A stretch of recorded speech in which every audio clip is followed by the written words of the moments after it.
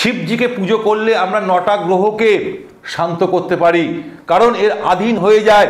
যখন আমরা শিবের আরাধনা করি, যে ব্যক্তি শিবের আরাধনা করে, যে ব্যক্তি প্রতিদিন মহামৃত্যুঞ্জয় মন্ত্র পাঠ করে, তার জীবনে কিন্তু কোনো রোগ থাকে না, কারণ সে স্বয়ং শিবের ভক্ত হয়ে যায়, সে শিবের অধীন হয়ে যায়।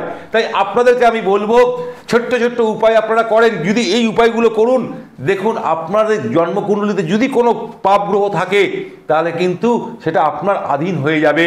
সে কিন্তু সেই পাপ গ্রহ পজিটিভ রেজাল্ট দেবে, নেগেটিভ রেজাল্ট এতদিন দিচ্ছিল। আপনি যে উপায়গুলো বলবো সেই উপায়গুলো করুন, দেখুন আপনাকে পজিটিভ রেজাল্ট দেবে, নেগেটিভ থেকে পজিটিভ রেজাল্ট দেবে।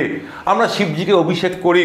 যদি আপনার জন্মকুণ্ডলিতে রবি গ্রহ খারাপ থাকে, তাহলে বলবো চন্দন দিয়ে শিবজির অভিষেক করুন, তাতে আপনার জন্মকুণ্ডলিতে রবি গ্রহ খুব পাওয়ারফুল হবে।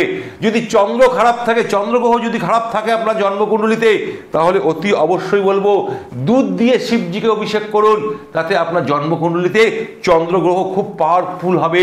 যদি আপনার জন্মকুণ্ডলিতে মঙ্গল যদি নিচস্থ থাকে বা মঙ্গল পাপ গ্রহের সাথে যুক্ত হয়ে আছে, তাই মঙ্গলকে পাওয়ারফুল করবার জন্যে মধু দিয়ে শিবজিকে অভিষেক করুন। তার সাথে সাথে অতি অবশ্যই বলবো বুধ গ্রহকে পাওয়ারফুল করবার জন্যে বেলপাতা দিয়ে শিবজিকে অভিষেক করুন।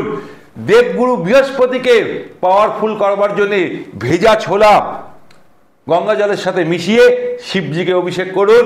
এতে দেবগুরু বৃহস্পতি প্রসন্ন হবে এবং আপনাকে পজিটিভ রেজাল্ট দেবে। তার সাথে সাথে শুক্র গ্রহকে পাওয়ারফুল করবার জন্য অতি অবশ্যই বলবো দই দিয়ে শিবজিকে অভিষেক করুন, তাতে আপনার জন্মকুণ্ডলিতে শুক্র গ্রহ খুব পাওয়ারফুল হবে। যাদের জন্মকুণ্ডলিতে শুক্র গ্রহ খুব পাওয়ারফুল হয়, তাদের জীবনে নাম যশ প্রতিপত্তি বিশাল বিশাল তারা পেয়ে যায়। আর রাহু কেতুকে পাওয়ারফুল করবার জন্যে শিবজির পাশেই থাকে নাগ।